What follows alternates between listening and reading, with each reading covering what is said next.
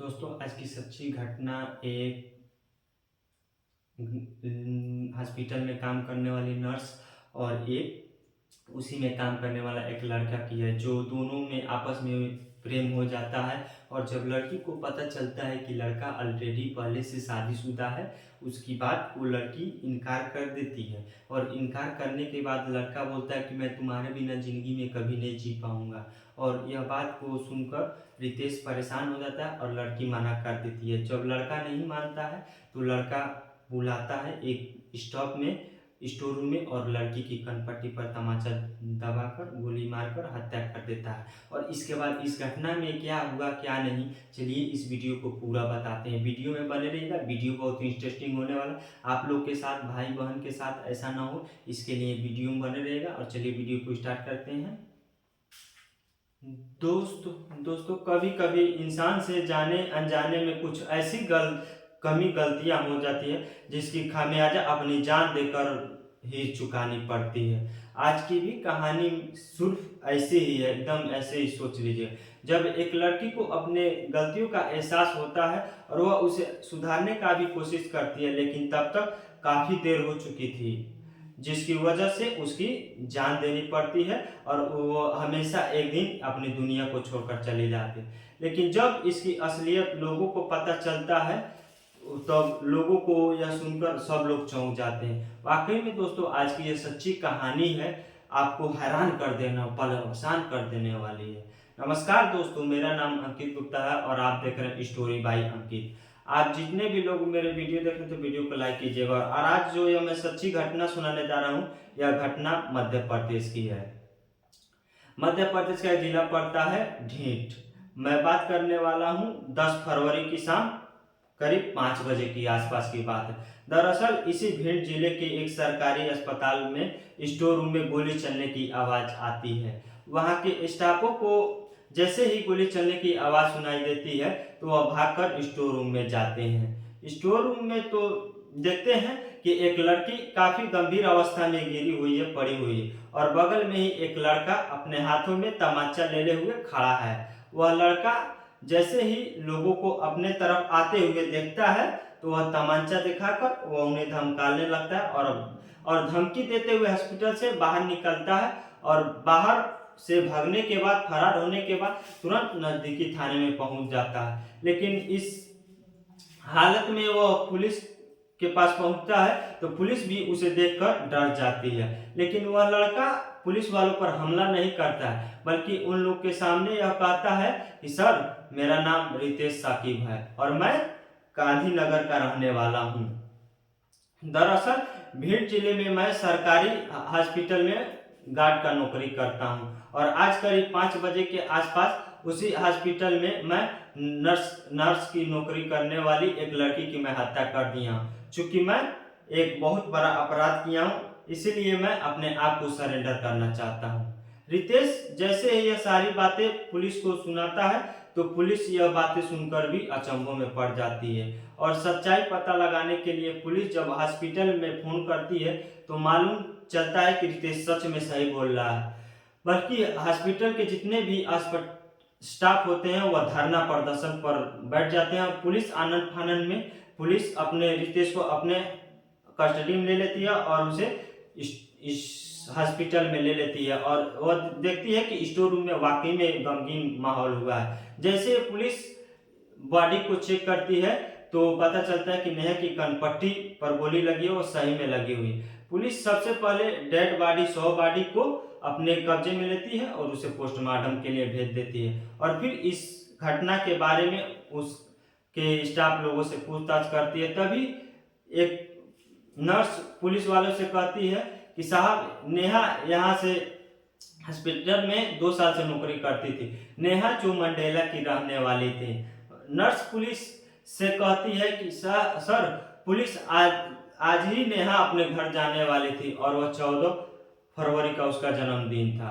लेकिन इससे पहले नेहा अपने घर जाती, रितेश ने उसकी गोली मारकर हत्या कर दी। नर्स ने जब यह सारी बातें पुलिस को बताती है तो पुलिस को इस सारी बातें नेहा के घर वालों को बताती है। नेहा के घर वालों के माँ के अलावा एक बहुत उसका बड़ा भाई है और नेहा के भाई को जब पता चलता है तो वह अपनी माँ को लेकर वह सीधे भिंड जिले के पास पहुंच जाता है हॉस्पिटल में। और जब अपनी बहन को डेड बॉडी को देखता है तो वह चीख चीख कर रोने लगता है। इधर पुलिस नेहा के भाई को तहरीर के तहत 302 पर रितेश के नाम पर 302 का तहत मुकदमा लिख देता है। और जब रितेश को अपने कस्टडी में लेकर थाने पहुंचती है तो सबसे पहले नेहा के हत्या के बारे में पूछताछ करती है कि आखिर आकर तुम क्यों नेहा के बाद हत्या की और गोली मारी।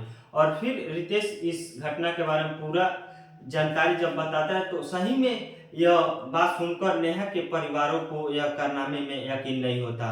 दरअसल इस कहानी की शुरुआत होती है घटना से पहले, ठीक 2 साल पहले। रितेश साकी जो ऑलरेडी पहले से शादीशुदा था और उसके 2 बच्चे भी थे। रितेश की पत्नी का नाम प्रीति था जिसकी उम्र लगभग 28-29 साल के आसपास था। रितेश इस सरकारी हॉस्पिटल में पिछले 3-4 सालों से नौकरी करता था, लेकिन 2 साल पहले नेहा मंडेला से इसकी भिंड जिले से सरकारी हॉस्पिटल में उसका चक्कर चल रहा था और वह अपने नौकरी करने के लिए आती है नेहा। इसी हॉस्पिटल में नेहा और उससे पहले मुलाकात होती है जो कि रितेश नेहा का सीनियर होता है, इसीलिए नेहा के काफ़ी हद तक उसको जो मदद होता है मदद करता है, जिसके वजह से नेहा और रितेश की बीच में काफ़ी सारी दोस्ती बन जाती है। और उसके बाद से दोनों अपने दूसरे से मोबाइल नंबर शेयर करते हैं और फिर फ़ोन के जरिए में बातचीत करते हैं आपस में। लेकिन बातचीत करते करते नेहा और रितेश के बीच में कब लव स्टोरी हो जाता है, प्रेम प्रसंग चलने लगता है, ना रितेश को मालूम चलता है ना नेहा को मालूम चलता है। नेहा और रितेश के बीच में काफ़ी प्रेम प्रसंग में शुरू हो जाता है तो दोनों लोग दूसरे के बीच में खुल्लम खुल्ला मिलने लगते हैं। लेकिन जैसे ही कुछ समय गुजरता है एक दिन नेहा को मालूम चल जाता है कि रितेश पहले से ही शादीशुदा, इसके बच्चे भी हैं, 2 बच्चे भी हैं। और जब नेहा को जैसे ही यह बात सारी सच्चाई रितेश को पता चलता है तो नेहा के पैरों तले जमीन खिसक जाती है। उसके बाद से नेहा रितेश से बातचीत करना साफ ही बंद कर देती है। नेहा का दिल इस प्रकार से टूट जाता है कि वह तुरंत अपने घर पे फ़ोन करती है और अपने घर के माता पिता से कहती है कि जितना जल्दी हो सके मेरा शादी तय कर दो और शादी कर दो। जैसे ही शादी की मंजूरी दे देती है तो नेहा के परिवार वालों लड़के को ढूंढने लगते हैं और आखिर आकर गौरव पटेल जो नेहा के ही रहने वाला था, गौरव जब नेहा को पसंद आ जाता है तो दिसंबर में नेहा को और उसकी गौरव पटेल की सगाई हो जाती है। इधर नेहा की जैसे ही सगाई हो जाती है एंगेजमेंट, तब रितेश को मालूम चल जाता है इस बात की। दरअसल रितेश नेहा को इतना प्यार करने लगा था, इतना प्यार करने लगा था कि उसे शादी करने का फैसला कर चुका था। रितेश को जब मालूम चलता है कि नेहा की सगाई कर ली है तो रितेश नेहा से मुलाकात करता है और इस बारे में पूछताछ करता है। तब नेहा इस बारे में नेहा रितेश से कहती है कि अगर तुम्हें मुझे पहले से मालूम होता तुम शादीशुदा हो तो मैं तुम्हें प्रेम करने से, शादी करने से पहले गलती कभी नहीं कर, लेकिन जाने में जो ही मुझसे गलती हुई वह मुझे आपसे सुधारने की कोशिश करता हूँ क्योंकि तुम शादीशुदा हो और मैं अपना शादीशुदा नहीं हूँ, मैं अपना ज़िंदगी सेटल करना चाहती हूँ। नेहा जैसे ये सारी बातें रितेश को बताती है तो रितेश अपने सारे दिल की बात नेहा को बताता है। दरअसल नेहा से यह कहता है कि मैं यह शादी किसी कीमत पर नहीं होने दूंगा क्योंकि मैं तुमसे ही शादी करना चाहता हूँ। नेहा से शादी करने की बातचीत सुनकर यह नेहा हमेशा गुस्से में आ जाती है और नेहा को जब लगता है कि रितेश उसका बात नहीं मानने वाला है, आखिर आकर एक दिन नेहा ने कैसे भी करके रितेश का पत्नी का नंबर किसी तरह ले लेती है और अपनी और रितेश के बारे में सारी बातें प्रीति से बता देती है। और प्रीति को जब मालूम चलता है कि उसका पति को नेहा से प्रेम प्रसंग चल रहा है, यह जानकर प्रीति एकदम गुस्से में आ जाती है, परेशान हो जाती है। और शाम के वजह रितेश साकिब जब अपने घर पहुंचता है तो प्रीति अपने पति को बहुत अच्छे समझाती है, लेकिन रितेश अपनी पत्नी को साफ साफ जवाब देता है कि मैं नेहा से प्यार ही नहीं करता हूँ, बल्कि मैं उसके बगैर जिंदगी में रह ही नहीं सकता, इसलिए मैं उसे किसी भी कीमत पर नेहा से शादी करूँगा तो करूँगा। प्रीति अब अपने पति को लाख समझाने के बाद भी वह नहीं मानता है। वह रितेश नहीं मानता, अपने पत्नी की बात साफ ही नहीं मानता है, मानता ही नहीं। इसके बाद से रितेश जब नेहा का नंबर पर फोन करता है तब नेहा उसकी फोन उठाना भी बंद कर देती है, ऑफ कर देती है। जो कि दोनों एक ही हॉस्पिटल में काम करते थे और अक्सर दोनों को एक दूसरे से डेली मुलाकात होता था। रितेश जब भी नेहा से मुलाकात होती थी अक्सर वह अपनी शादी के बारे में ही बातचीत होकर नेहा को परेशान करने लगता था। वह नेहा को जब यह पूरा यकीन हो जाता है कि रितेश उसका बात नहीं मानने वाला है, आखिरकार नेहा अपने घर परिवार वालों के साथ बातचीत करती है और कहती है कि 10 फरवरी को मैं अपने घर पर आने वाली हूँ और 14 फरवरी को मेरा जन्मदिन है, हैप्पी बर्थडे है, और मैं चाहती हूँ कि जन्मदिन के दिन पर ही मेरी शादी की तारीख रख दिया जाए और अच्छे से हो जाए। और अपने घर परिवार वालों से यह सारी बातें बताती है तो न जाने इस बात की जानकारी रितेश साकिब को पता चल जाता है, उसके प्रेमी को। और रितेश को जब मालूम चल जाता है कि नेहा अपने 14 फरवरी को अपने घर जाने वाली है और जल्द ही अपने शादी की तारीख रखने वाली है, तो रितेश एकदम परेशान हो जाता है।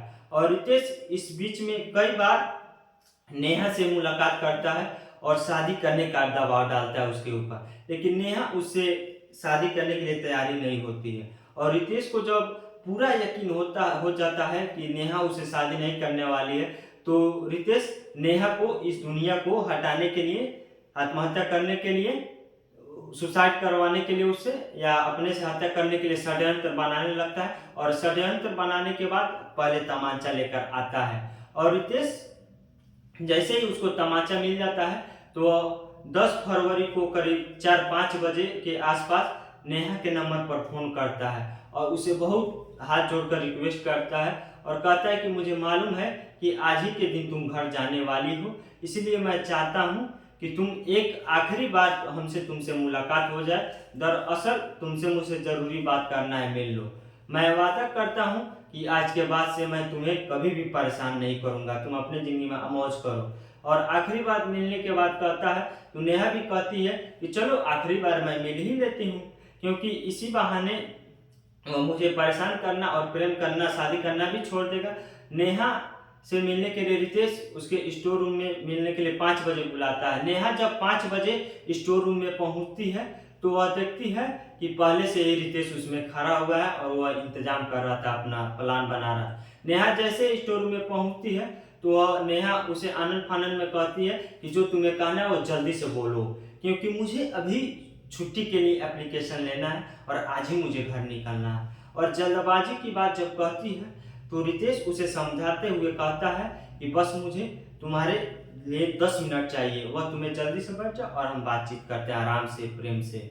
लेकिन नेहा रितेश की बात मान जाती है और रितेश नेहा से एक ही सवाल करता है कि तुम मुझसे शादी करोगे कि नहीं। इसमें नेहा रितेश को फिर से वही जवाब देती है कि मैं तुमसे कई बार बता चुकी हूँ कि तुम पहले से ही शादीशुदा हो और मैं तुमसे शादी किसी भी कीमत पर नहीं करूंगी, क्योंकि तुम्हारे 2 बच्चे हैं। और नेहा जैसे ही इस बात को रितेश से कहती है तो रितेश अपने पास से वो पिस्टल निकालता है और नेहा की कनपट्टी पर सटाकर ट्रिगर दबा देता है, और जिसकी वजह से नेहा के घटना स्थल पर ही, उसी जगह पर ही मौत हो जाती है। लेकिन गोली चलने की आवाज़ में जब हॉस्पिटल के स्टाफों और लोगों को पहुंचता है, सुनाई देता है, तो वह सभी स्टोर रूम में पहुंच जाते हैं।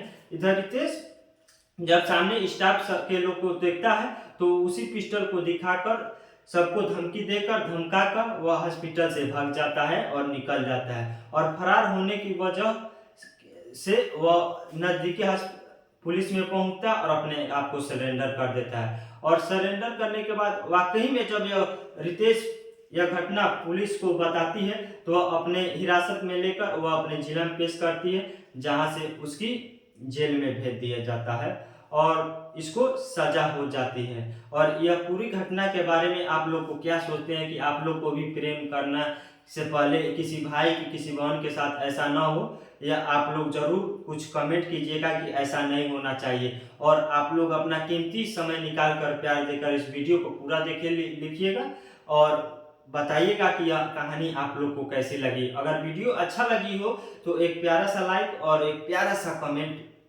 दिल भरा कमेंट कीजिएगा ताकि हमको भी अच्छा लगे, और अपने दोस्तों को शेयर कीजिएगा कि वो देखें और अच्छे अच्छे नई कहानियाँ भी एक दूर देश से सुनने को मिले। आप लोग से यही निवेदन है, और वीडियो अच्छा लगे तो सब्सक्राइब कीजिएगा। मिलते हैं अगले वीडियो में, तब तक के लिए जय हिंद, जय भारत, धन्यवाद। आप सभी को इतना सारा प्यार देने के लिए मेरा सादर बड़ा प्रणाम, और ऐसे भी प्यार देते रहिएगा। जय हिंद, जय भारत।